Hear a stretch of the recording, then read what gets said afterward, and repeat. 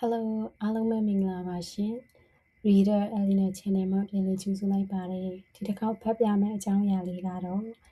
ဆရာကြီးနန္ဒာသိန်းစာရေးသားထားတဲ့မိကောင်းဆွေကောင်းနဲ့ခီးသွားခြင်းဆိုတဲ့စာအုပ်ထဲကအခန်းလေးဖြစ်တဲ့လေမရှိလေရန်လောဆိုတဲ့အပိုင်းလေးကိုဖတ်ပြပေးပါမယ်ရှင်လေမရှိလေရန်လောဘဝခရီးမှာစိတ်နှလုံးကောင်းမြတ်တဲ့အကျင့်သီလကောင်းရှိတဲ့မိတ်ဆွေကောင်းဖော်ကောင်းမြူရခဲ့ရင်တော့အင်မတန်ဝမ်းသာရမှာပါပဲဒါပေမဲ့ဘဝခရီးမှာမိကောင်းဆွေကောင်းကိုတွေ့ကြုံရဖို့နေနေသာသာအပေးအယူသဘောမျိုးနဲ့ပေါင်းဖော်ရတဲ့မိတ်ဆွေမျိုးတောင်မရတဲ့အခါမျိုးတွေရှိတတ်ပါတယ်ဘလို့အခါမျိုးလဲဆိုရင်ကို့မှာကြာရှုံးမှုတွေဆုံးရှုံးမှုတွေဆင်းရဲနဲ့နွမ်းပါမှုတွေနဲ့မအောင်မြင်တဲ့အချိန်အခါမျိုးတွေပါပဲမအောင်မြင်တဲ့အတွက်ဘောင်းအဖော်မရှိဖြစ်ဘသူကမှမပေါင်းဖော်ခြင်းဘောင်းအဖော်မရှိတော့အလုတ်အကင်တွေကအစမပြေဟိုရင်ကရှိခဲ့တဲ့အပေါင်းအဖော်တွေကလည်းကိုအောင်မြင်သူမဟုတ်တဲ့အတွက်မဆက်ဆံခြင်းဆိုတဲ့အဖြစ်မျိုးတွေလည်းရှိတတ်တယ်ကိုနဲ့ကြာရှည်ပေါင်းဖော်ခဲ့တဲ့ဇနီးမယားနဲ့ချစ်ခင်မြတ်နိုးခဲ့တဲ့သူတွေကတောင်ကိုစွန့်ခွာသွားတာမျိုးတွေလည်းရှိတတ်တာပါပဲဒီအခါမျိုးတွေမှာတကူတဲ့ကိုရှိဆက်ရမယ့်ခရီးကိုအားငယ်စွာနဲ့လှမ်းမြော်ကြည့်ရင်တွေ့ဝေနေမိမှာပဲဒါပေမဲ့လေမရှိလျင်လောဆိုတဲ့ polish ဆိုတခုရှိတယ်ရေချောင်းသွားတဲ့အခါလေဟာလေကိုအားကိုးပြုပြီးရွက်တိုက်သွားရတာမျိုးရှိတယ်ဒါပေမဲ့တစ်ခါမှရွက်တိုက်လောက်အောင်လေမရှိတဲ့အခါမျိုးကိုကြုံရတတ်ပါတယ်လေမရှိတော့လဲလှော်တက်ယူပြီးကိုခွန်ကိုအားနဲ့လှော်ခတ်ရမှာပါပဲကိုအားကိုပြီးလှော်ခတ်တာကလွဲလို့တခြားနီလန်ကောင်းကလည်းရှိမှမရှိပဲလှော်ရမှာပဲဒါမှလည်းလိုရာခရီးကိုရောက်နိုင်မှာပဲဒီနည်းတူဘဝခရီးဘဝရည်စည်းမှာလည်းအပေါင်းအဖော်အစရှိတဲ့အထောက်အကူအတိုင်းအဝိုင်းတွေမရှိရင်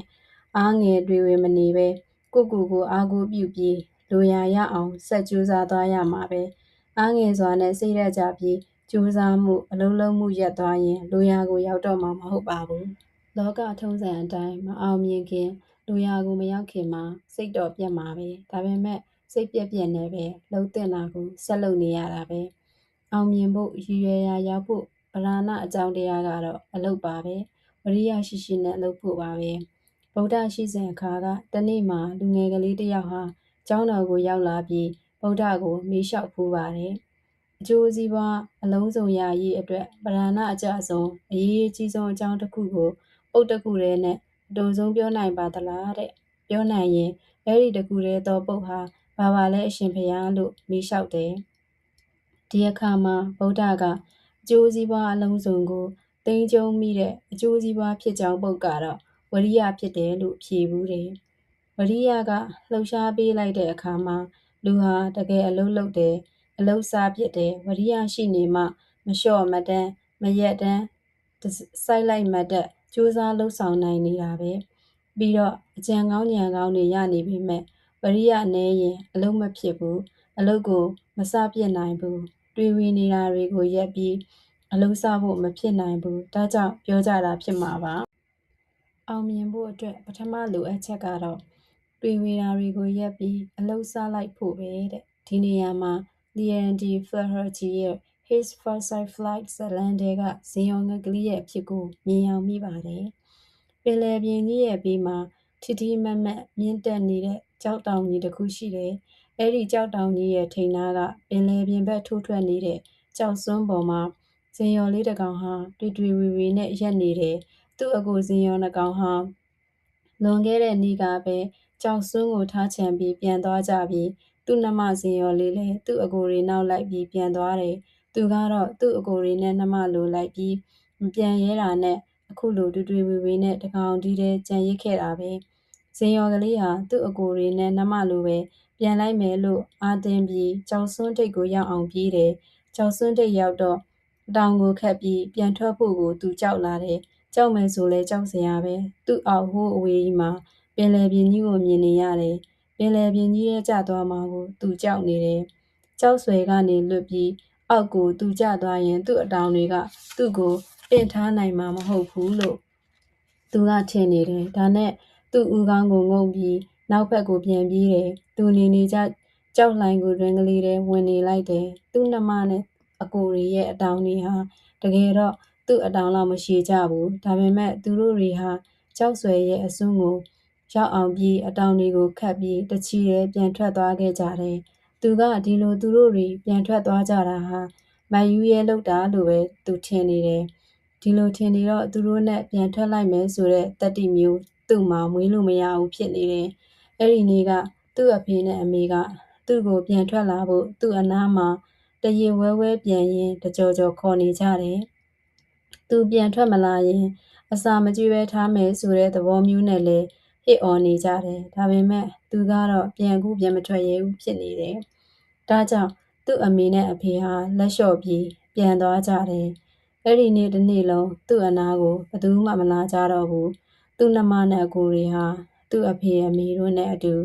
အပြန်ကျင့်နေတာကိုသူနေတဲ့နေရာကနေပြီးလှမ်းမြင်နေရတယ်သူ့အဖေအမေကသူ့အကိုနဲ့နှမကိုလိုင်းပေါ်မှာဘလို့ကိုဖော့ပြီးစီးလိုက်ရမယ်ငါးကိုဘလို့ဖမ်းရမယ်ဆိုတာတွေတင်ပေးနေတယ်မကြခင်မှာပဲသူ့အကိုစင်ရောကပထမဦးဆုံးအကြိမ်ဖြစ်ငါးတကောင်ကိုမိသွားတယ်မိတဲ့ငါးကိုကြောက်ဆောင်ပေါ်ကိုချီယူသွားတယ်ဒါကိုအဖေအမေကဝမ်းသာကုန်ယူတဲ့အနေနဲ့အနားမှာအော်ဟစ်ပြီးလှည့်ပက်ပြန်တန်းနေတာလှမ်းမြင်နေရတယ်အဲ့ဒီနေ့တမနက်လုံးသူ့မိသားစုဟာသူနဲ့မျက်နှာချင်းဆိုင်မှာရှိတဲ့ကြောက်ကဘာပေါ်မှာပျော်ပျော်ရွှင်ရွှင်နဲ့လူလာခောက်တုံရှောက်နေကြတယ်သူတို့ရှိနေတဲ့ကြောက်ကဘာကအခုနေနေတဲ့ကြောက်တောင်ကြီးထက်နှိမ်တော့သူတို့လှုပ်ရှားတာတွေကိုအသေးချာမြင်နေရတယ်သူ့မိသားစုတစုလုံးကသူ့ရဲ့တရေဘောကြောင်နာတွေကိုလှမ်းပြီးကဲရဲ့နေကြတယ်အဲ့ဒီညသူအိတ်နေကြအကြောင်းလိုက်အပေါက်ထဲမှာပဲသူအိတ်လိုက်တယ်သူနိုးလာတော့နေကအတော်မြင့်နေပြီသူ့မှာပြင်းထန်တဲ့ဆာလောင်မှုဝေဒနာကိုခံစားနေရတယ်လွန်ခဲ့တဲ့နေ့နေဝင်ချိန်ကလေးကသူအစာမှမစားခဲ့ရပဲစားမှာပေါ့ကြောက်ဆွဲရဲ့နောက်ဖက်မှာလိန်ချောက်နေတဲ့ငကွင်းရှက်တကောင်ရဲ့အမိအစအနာကလွဲလို့ဘာမှစားစရာရှာမရတော့ဘူးစားစရာတစ်ခုခုရှိလိမ့်မလားဆိုပြီးသူနဲ့သူ့နှမအကိုတို့ကိုမေးဖွားခဲ့တဲ့အတိုက်စီကိုရှောက်သွားပြီးရှာတယ်သူနဲ့သူ့နှမသူ့အကိုတွေထိုးထွက်ပေါက်သွားပြီးကြံခဲ့တဲ့ဥအခွန်ကြောင့်အစာအနာတွေကိုတွေ့တယ်စားလွန်းတော့အဲ့ဒီဥအခွန်တွေကိုသူစားလိုက်တယ်စားတာနေရတယ်သူ့စိတ်ထဲမှာတော့သူ့ကိုယ်သူပြန်ဖဲ့စားနေတယ်လို့ထင်နေမိတယ်အဲ့ဒီနောက်ကြောင်စွန်းထိပ်စီလျှောက်သွားလိုက်နောက်ပြန်လျှောက်လာလိုက်တခါပြန်ပြီးကြောင်စွန်းထိပ်လျှောက်သွားလိုက်နဲ့လုံနေတယ်အမှန်ကဟိုအောက်ကကြောက်ကဘာပေါ်ကသူ့မိသားစုစီကိုမပြန်ဘဲနဲ့ဘလို့ရအောင်သွားရမလဲလို့သူအကြံထုတ်နေတာပဲဒါပေမဲ့မပြန်ဘဲဘလို့မှမရောက်နိုင်ဘူးသူရှိနေတဲ့ကြောက်တောင်နဲ့သူ့မိသားစုရှိနေတဲ့ကြောက်ကဘာကြားမှာခြောက်ကြီးချားနေတယ်ကူးစရာကြောက်ဆွဲဆိုလို့တခုမှမရှိဘူးခြောက်ထဲမှာပင်လယ်ရီကိုပဲမြင်နေရတယ်သူကကြောက်စွန်းထိပ်ကိုရောက်သွားတယ်ရောက်တော့ခြေတစ်ချောင်းကိုအတောင်ကြားသွင်းကျန်တဲ့ခြေတစ်ချောင်းတည်းနဲ့ရက်မျက်စိတစ်ဖက်ကိုမိတ်နောက်တစ်ဖက်ကိုတော့မြင်ရယုံဖွင့်ပြီးအိပ်ပျော်နေဟန်လုပ်တယ်အစပထမတော့သူ့အောက်ကြောက်ကဘာပေါ်ကသူ့မိသားစုဟာသူ့ကိုသတိမထားမိကြသေးဘူးသူ့အကိုနဲ့နှမကတော့အိတ်ငိုက်နေတော့မယ်သူတို့ကောင်းလေးတွေကိုလေတိုင်ကအမွှေးတွေထဲသွင်းထားကြတယ်သူ့အဖေကတော့သူ့နှုတ်သီးဖြူဖြူနဲ့အမွှေးအတောင်တွေကိုတက်ရက်အောင်လုပ်နေတယ်သူ့အမေတယောက်တည်းပဲသူ့စီမောကြည့်နေတယ်သူ့အမေကကြောက်ကဘာရဲ့အပေါ်ဘက်နေရာမှာနားပြီးသူ့ခြေထောက်အောက်ကငါးတကောင်ကိုစိတ်လိုက်နှုတ်သီးကိုဘယ်တလှည့်ညာတလှည့်ကြောက်ကဘာမှာသွေးလိုက်လုံနေတယ်သူ့အမေခြေထောက်အောက်ကငါးကိုမြင်ရတော့စာလွန်းနေတဲ့သူ့အဖို့စားကျင်လွန်းလို့ယူမတက်ဖြစ်လာတယ်သူ့အမေလိုလဲနှုတ်သီးကိုထအောင်သွေးလိုက်ငါးကိုထိုးစိတ်လိုက်လှုပ်ချင်စိတ်တွေပြင်းပြင်းထန်ထန်ဖြစ်လာတယ်ဒါနဲ့အတန်ခတ်တူးတူးနဲ့သူអော်လိုက်မိတယ်သူ့အမေကလည်းသူ့လိုပဲပြန်អော်တယ်ပြီးတော့သူ့ကိုလမ်းပြီးမော့ကြည့်တယ်သူကသူ့စီအစာလာဖို့ပါဆိုတဲ့အနေနဲ့ထက်ပြီးអော်တယ်သူ့အမေကသူ့ကိုတယောတလူလိုနဲ့ပြန်អော်တယ်သူမရှက်နိုင်တော့ဘူးသူ့စီအစာယူလာဖို့ထက်တလဲလဲអော်တယ်မကြခင်မှာသူ့အမေကငါးကိုချီပြီးသူ့စီပြန်လာတယ်သူကအစာယူဖို့ရှေ့ကိုလော်ရကြီးနဲ့တိုးလိုက်တယ်သူ့ခြေထောက်တွေကအောက်ကကြောက်ခဲတွေနဲ့တိုက်ကုန်မိတယ်သူ့အမေဟာသူ့ရှေ့နားကကြောက်စွန်းထိတ်နဲ့ရှင်မိသည့်အထိရောက်အောင်ပြန်လာတယ်သူ့အမေချီလာတဲ့နှုတ်သီးအစာကို လှမ်းစိတ်လိုက်မယ်ဆိုရင်မီလောက်နေပြီဒါပေမဲ့သူ့အမေကရှေ့မတိုးဘူးသူကစားကျင်လောဘတိတ်ကြီးနေတော့သူ့အမေနှုတ်သီးကငါးကိုခွဲခုံဆွဲလိုက်တယ်ဒီလိုခုံလဲဆွဲလိုက်ရောတခါတည်းကြောက်စွန်းကနေအပြင်ဘက်ကိုသူလွင့်ကျသွားတယ်ငယ်တန်းပါအောင်အော်ရင်းလေဟာပြင်တဲ့သူကျသွားတယ်သူ့အမေကသူ့ကိုဘာမှမကူညီတဲ့အပြင်ကျနေတဲ့သူ့အနာကဖြတ်ပြီးတဟုန်တို့အပေါ်ကိုပြန်တက်သွားတယ်အကြောက်ကြီးလိုက်တာမှသူ့နှလုံးသွေးတွေရပ်သွားတယ်လို့ပဲသူဘာကိုမှလည်းမကြားတော့ဘူးဒါပေမဲ့မကြားလှပါဘူးခဏအတွင်းမှာပဲသူ့အတောင်တွေကိုဖြန့်ထုတ်လျက်သားဖြစ်နေတာကိုတွေ့ရတယ်လေကသူ့ရင်အုပ်ကမွေးတွေကိုတွန်းပင်ပြီးတိုက်နေတယ်ပြီးတော့သူ့ဝမ်းဘက်သူ့အတောင်တွေကိုလည်းလေကတွန်းပင်နေတယ်သူ့အတောင်စွန်းကလေးတွေကလေကိုခွဲထွက်နေတာလဲသူသိနေတယ်အခုသူဦးဆိုင်ချမ်းပြန်ကြမနေတော့ဘူးတဖြည်းဖြည်းနဲ့အသာအရာပဲကြနေတယ်သူသိပ်မကြောက်တော့ဘူးနည်းနည်းလေးမူးနောက်တယ်လို့တော့သူခံစားနေရတယ်အဲ့ဒီနောက်သူ့အတောင်တွေကိုတစ်ချိန်ခတ်လိုက်တယ်အပေါ်ကိုမြင့်တက်သွားတယ်ဝမ်းသာပြီးသူတစ်ချက်អော်လိုက်တယ်အဲ့ဒီနောက်သူ့အတောင်တွေကိုထပ်ခတ်တယ်အပေါ်ကိုမြင့်တဲ့မြင့်သွားတယ်သူကရင်ကိုကော့ရင်လေးကိုဆန်ပြီးပြန်တက်လိုက်တယ်သူ့အမေကသူ့အနာကနေတောင်ပန်းခက်တန်ပြင်းပြင်းနဲ့တဟုန်တို့ပြန်ဖြတ်ပြန်တယ်သူကသူ့အမေကိုလှမ်းអော်လိုက်တယ်အဖေကလည်းသူ့အပေါ်ကអော်ပြီးပြန်လိုက်တယ်ပြီးတော့သူ့အကိုနှစ်ယောက်နဲ့နှမလေးကလည်းသူ့အနားမှာဝိုင်းပြီးပြန်နေကြတာမြင်ရတယ်သူတို့ကလေထဲမှာအမျိုးမျိုးနှိမ့်လိုက်မြင်းလိုက်စောင်းလိုက်ဝဲလိုက်နဲ့ပြန်နေကြတယ်အခုသူငါပြန်နိုင်တော့မှမဟုတ်ဘူးဆိုတဲ့အထင်တွေကိုလုံးလုံးမေ့သွားပြီးအမျိုးမျိုးပြန်ဖို့ကိုပဲအားထုတ်နေပြီးအစွမ်းကုန်အော်ဟစ်ဖို့ပဲအားထုတ်နေပြီးသူပင်လယ်ပြင်ပေါ်ကိုပြန်လာတယ်သူ့အောက်မှာကျယ်ပြောလာတဲ့စိမ့်လဲနေတဲ့ပင်လယ်ပြင်ကြီးကိုမြင်နေရတယ်လိုင်းလေတွေကလည်းလူးလိပ်ပြေးနေကြတယ်ဇင်ရော်ကလေးဟာဦးကောင်းကိုဘေးဘက်ဆောင်းခဲ့ပြီးကြည်ကြည်နက်နက်ကြီးអော်လိုက်တယ်သူ့အဖေအမေသူ့အကိုတွေနဲ့နှမတို့ကသူ့ရှိကနေပြီးစိမ့်ပြနေတဲ့ပင်လယ်ရေပြင်ပေါ်ဆင်းနေကြပြီးသူတို့ကအတန်ကုန်អော်ရင်းသူ့ကိုလှမ်းခေါ်နေကြတယ်သူကပင်လယ်ရေပြင်မှာနားဖို့သူ့ခြေထောက်ကိုချလိုက်တယ်ဆိုရင်ပဲသူ့ခြေထောက်တွေရေထဲမြုပ်ဝင်သွားကြတယ်ဒါကိုသူလန့်ဖြန့်ပြီးတအားကုန်អော်လိုက်တယ်ရေပြင်ကိုသူအရင်ကတခါမှမထိမတွေ့မကြုံရဘူးသေးဘူးကိုလန့်တာပေါ့သူကအတောင်တွေကိုတအားခတ်ပြီးအပေါ်ပြန်တက်ဖို့လုပ်တယ်ဒါပေမဲ့အခုသူတိတ်လဲစားနေပြီးစောစောကအမျိုးမျိုးပြန်ခဲ့ရတာတွေနဲ့တိတ်ကိုမောနေပြီဆိုတော့အပေါ်ကိုပြန်တက်ဖို့မတက်နိုင်တော့ဘူးသူ့ခြေထောက်တွေကပင်လယ်ရေထဲမြုပ်သွားကြပြန်တယ်သူ့ရင်ဘက်နဲ့ပင်လယ်ရေပြင်ထိသည်အထိသူ့ခြေထောက်တွေကရေထဲမြုပ်ဝင်သွားကြတယ်ဒါပေမဲ့ရင်ဘက်နဲ့ပင်လယ်ရေထိပြီးတဲ့နောက်မှာတော့သူဆက်မမြုပ်တော့ဘူးရေပေါ်မှာပေါ်လောပေါ်နေတယ်သူ့အနားမှာဝိုင်းပြီးသူ့မိသားစုအားလုံးကအော်ဟစ်နေကြတယ်သူ့ကိုချီးမွမ်းနေကြတာပဲသူတို့တွေရဲ့နှုတ်သီးတွေမှာသူစားဖို့အတွက်အစာကိုကိုက်ချီထားကြတယ်ဇင်ယော်လေးဟာသူ့ရဲ့ပထမပြန်တမ်းမှုကိုအောင်မြင်စွာနဲ့ပြီးမြောက်ခဲ့တာပဲကျောက်ဆွဲကြီးပေါ်မှာရှိစဉ်ကဇင်ယော်ကလေးရဲ့အဖြစ်ကိုကြည့်ရင်သူဟာပြန်မယ်ဆိုရင်ပြန်နိုင်လောက်တဲ့အခြေအနေရှိတယ်ဒါပေမဲ့တကယ်ပြန်ထွက်လိုက်ဖို့ကိုတွန့်ဆုတ်နေတယ်ဒါဟာအစခတ်နေတာပဲစပြီးလှုပ်ဖို့တွေးဝေနေတာပါပဲ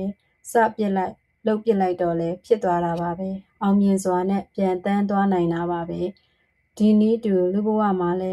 လုံမယ်ဆိုရင်ဖြစ်နိုင်ပါလျက်နဲ့ကျွန်တော်တို့ဟာမလုံဖြစ်ပဲတွေးဝေနေတတ်ကြတယ်အလုံးစားလုပ်ဖို့မိုးအမရဲဖြစ်နေတယ်လူတစ်ယောက်ဟာအကြံအသစ်စိတ်ကူးသစ်တစ်ခုရတယ်ရတဲ့အကြံသစ်စိတ်ကူးသစ်ကိုအဲ့ဒီလူဟာလက်တွေ့အကောင်အထည်ပေါ်အောင်လုပ်လိုက်တယ်အောင်မြင်လဲသွားတယ်အဲ့ဒီလူအောင်မြင်သွားတာကိုမြင်ရတဲ့အခါမှာအခြားလူ10ယောက်ကဟာတို့လည်းဒီလိုလုပ်ဖို့သူ့လိုစိတ်ကူးမျိုးအကြံဉာဏ်မျိုးရှာသားပဲလို့ပြောရကြတယ်တဲ့ဒါပေမဲ့ခုနအောင်မြင်သွားတဲ့လူနဲ့အခြားလူ10ယောက်ခြားနာတာကတော့ရလာတဲ့စိတ်ကူးဉာဏ်သစ်ကိုအခြားလူ10ယောက်ကအောင်မြင်သွားတဲ့သူလိုတကယ်လက်တွေ့မလုပ်ဖြစ်ဘူးမလုပ်ဖြစ်နိုင်ခဲ့ဘူးဆိုတဲ့အချက်ပဲတဲ့ဖြစ်နိုင်လောက်တာထက်တိတ်ကျော်လွန်နေတဲ့တိတ်အနှမ်းကွာနေတဲ့အလုပ်မျိုးဆိုရင်တော့လေအချိန်ကာလစတဲ့အခြေအနေတွေကိုစောင့်ရတာမျိုးရှိပါလိမ့်မယ်လူတစ်ယောက်ဟာ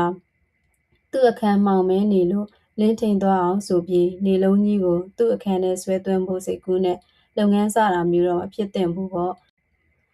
အလင်းရောင်ဝင်အောင် သူ့အခန်းပြတင်းတကားကိုဖွင့်သင့်ကဖွင့်ရမယ်ဒါမှမဟုတ်မှန်တကားကအညစ်အကြေးကိုတုတ်သင့်ကတုတ်ရမယ်ဒါမှမဟုတ်လေမီးထွန်းသင့်ကထွန်းရမှာပဲ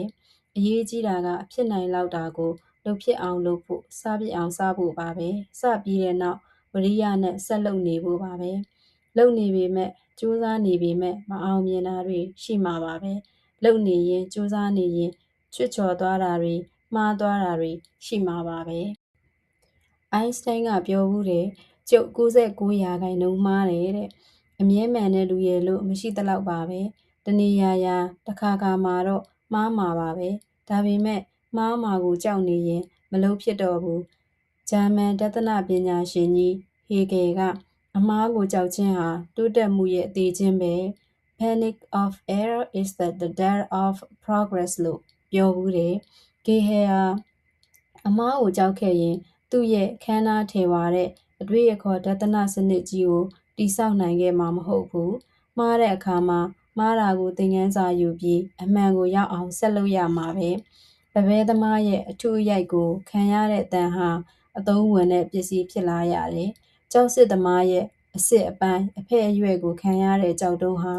လှပတဲ့လက်ရမြောက်တဲ့ရုပ်လုံးဘဝရောက်လာရတယ်ဒီနည်းတူပါပဲမှားတာတွေကြောင့်ကြုံရတဲ့ဒုက္ခတွေနဲ့အခက်အခဲတွေရဲ့ဒဏ်ကိုခံရပိုင်များတဲ့အခါအတွေ့အကြုံများသူစိတ်ဓာတ်ရင့်ကျက်ခိုင်မာတဲ့သူအရည်အသွေးရှိသူဖြစ်လာရတယ်ဒီလိုခိုင်မာတဲ့စိတ်ဓာတ်နဲ့အရည်အသွေးရှိသူဖြစ်လာမှအခက်အခဲတွေကိုကျော်လွှားပြီးအောင်မြင်သူဖြစ်လာမှာပဲလို့အာတင်ပြီးကြိုးစားရမှာပဲကိုယ့်ကိုကူညီမဲ့မိတ်ဆွေတွေမရှိလဲကိုအားကိုပြီးကြိုးစားမယ်ဆိုတဲ့ခိုင်ခဲတဲ့စိတ်ဓာတ်နဲ့လုပ်ရမယ်အလုပ်ဆက်လုပ်ရမှာပဲစိတ်ဓာတ်ခိုင်ခန့်ဖို့ဟာအရေးကြီးပါလိမ့်မယ်အဆိုတစ်ခုရှိတယ်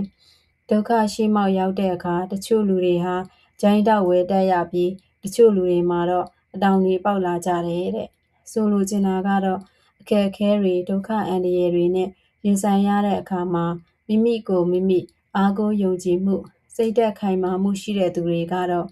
တည်တည်ငြိမ်ငြိမ်နဲ့ရင်ဆိုင်ရဲတယ်စိတ်ဓာတ်ခိုင်မာတည်ငြိမ်တဲ့အတွက်အခြေအနေတွေကိုရှုမြင်သုံးသပ်နိုင်စွမ်းရှိပြီးအကြံကောင်းဉာဏ်ကောင်းလည်းထုတ်နိုင်တယ်အခက်အခဲတွေကိုဖျက်ကျော်ပြန်သွားနိုင်တဲ့အတောင်များရသွားသလိုအခက်အခဲနဲ့ဒုက္ခအန္တရာယ်တွေကိုကျော်လွှားလွန်မြောက်သွားနိုင်ကြတယ်ဒါပေမဲ့စိတ်အားငယ်သူတွေစိတ်ဓာတ်ပြုံးညံ့သူတွေကတော့ဒုက္ခအန္တရာယ်နဲ့ရင်ဆိုင်တိုးတဲ့အခါမှာထိတ်ထိတ်ပြပြတွေဖြစ်ပြီးအကြံကောင်းဉာဏ်ကောင်းမထုတ်နိုင်ဘူးအကြံကောင်းဉာဏ်ကောင်းမရဘူးဒီတော့ဒုက္ခအန္တရာယ်တွေနဲ့ထိခိုက်လာမှုတွေကိုလည်းမရှောင်တိမ်မကျော်လွှားနိုင်ပဲကြာရှုံးသွားတတ်ကြတယ်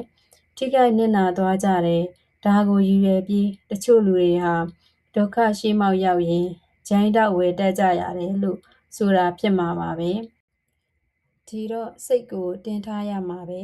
ကြိတ်မိတ်ပြီးတင်းထားတဲ့ကလည်းတင်းထားရမှာပဲအလုံးလုံးချင်းဟာအောင်မြင်မှုရဲ့တော့ချက်ပါပဲတိုင်းပြည်တစ်ပြည်တိုးတက်လာတာဟာလည်းပြည်သူပြည်သားကောင်းကောင်းမွန်မွန်အလုံးလုံးမှုအပေါ်မှာမူတည်တာပါပဲအလုံးမလုံးဖဲနဲ့ညှဉ်းညူနေရင်ဘသူကမှကျွန်တော်တို့ကိုကျင်နာနေမှာမဟုတ်ဘူးညှဉ်းညူပြနေသူကိုဘသူမှစိတ်မရှိပါဘူးညှဉ်းညူပြတာကိုတစ်ဖက်လူကနားထောင်နေပေမဲ့ကြိုက်နှစ်သက်လို့နားထောင်နေတာမျိုးတော့မဟုတ်ဘူးဟန်ဆောင်ပြီးတီးခံပြီးအာနာပါနာနဲ့နားထောင်နေတာမျိုးပဲအများအားဖြင့်ဖြစ်ပါလိမ့်မယ်ပုဂ္ဂိုလ်တဦးဟာသူ့အလုတ်ခန်းနေရာမှာသူ့ကိုယ်သူသတိပေးတဲ့အနေနဲ့ညှဉ်းညူပြမနေနဲ့မင်းကိုဘသူကမှမတနာဘူးလို့ရေးထားတယ်ဟုတ်တယ်ညှဉ်းညူသူကိုတနာရမယ့်အစားစိတ်ပြက်ပြီးတစ်ဖက်သူတွေဟာမပေါင်းဖော်ခြင်းပါဘူးအလုံးလုံးရင်ညှဉ်းညူသူကိုလည်းတခြားသူတွေကစိတ်ပြက်တာပါပဲမုံတိုင်းအန္တရာယ်ကနေတကိုယ်တည်းလွတ်မြောက်လာတဲ့သင်္ဘောကပတိန်တဦးဟာမုံတိုင်းကအဘယ်မျှပြင်းထန်တဲ့အကြောင်းအသက်ဆွန့်ပြီးဒုက္ခတွေကိုဘလို့ရင်ဆိုင်ခဲ့ရတဲ့အကြောင်းကိုဘလောက်ပဲပုံကြီးချဲ့ပြောသူကြုံခဲ့ရတဲ့ဒုက္ခတွေဟာကြီးမားလွန်းတဲ့အတွက်စိတ်ပြက်ဖွယ်ရာကောင်းလွန်းတဲ့အကြောင်းဘလောက်ပဲညှဉ်းညူပြသက်ဆိုင်ရာထက်ကပုံကိုယ်တွေနဲ့လူအများကအဲ့ဒီကပတိန်ကိုအချင်းကြီးမှလည်းမဟုတ်ဘူးတနာမှလည်းမဟုတ်ဘူးတဲ့မုံတိုင်းအန္တရာယ်ကနေပြီးခရီးသည်တွေအသက်ချမ်းသာစွာနဲ့သင်္ဘောကိုကမ်းကပ်သည့်အထိသယ်ဆောင်လာနိုင်မှသူ့ကိုအများကထင်ကြီးလေးစားမှာပဲညနိုးချစ်ခင်ကြမှာပဲတဲ့ ကိုကမအောင်မြင်ခင်မှာကိုလူတွေကအထင်ကြီးလာလေမလားဂယုစိုက်လာလေမလားချီးမွမ်းကြလေမလားဆိုပြီးပုံကြီးချဲပြညှဉ်းညူပြတာမျိုးဟာကိုရဲ့အားငယ်တဲ့သဘောကိုယုံကြည်မှုနည်းတဲ့သဘောအစွမ်းအစမရှိတဲ့သဘောကိုပြောပြနေရရောက်ပါတယ်ဒီတော့ညှဉ်းညူတွေဝေသူတွေဟာနောက်တန်းမှာကြံရစ်တတ်တယ်ဆိုတာသတိပြုပြီးမငြင်းမညူစူးစမ်းရမှာပဲယောက်ျားသည်အကျိုးကိစ္စပြီးစီးသည့်တိုင်အောင်အားထုတ်အပ်သည်သာလျင်တည်အကျိုးကိစ္စသည်ပြီးမြောက်မှသာလျင်တင့်တယ်ဤဆိုတဲ့စကားအတိုင်းကိစ္စပြီးမြောက်သည့်အထိကြိုးစားပြီးလှုပ်ဆောင်ဖို့လိုမှာပါပဲအခုလိုဆုံးထိလိုက်ပါနားထောင်ပေးတဲ့အတွက်အားလုံးကိုကျေးဇူးအများကြီးတင်ပါတယ်ရှင်အလီနာအခုမှစပြီးတော့စာဖတ်ပြတာဖြစ်တဲ့အတွက်လိုအပ်တာတွေရှိရင်အမှားပါတာတွေရှိရင်လည်းသိခံနားထောင်ပေးပြီးအကြံပေးနိုင်ပါတယ်ရှင်အားလုံးကျေးဇူးအများကြီးတင်ပါတယ်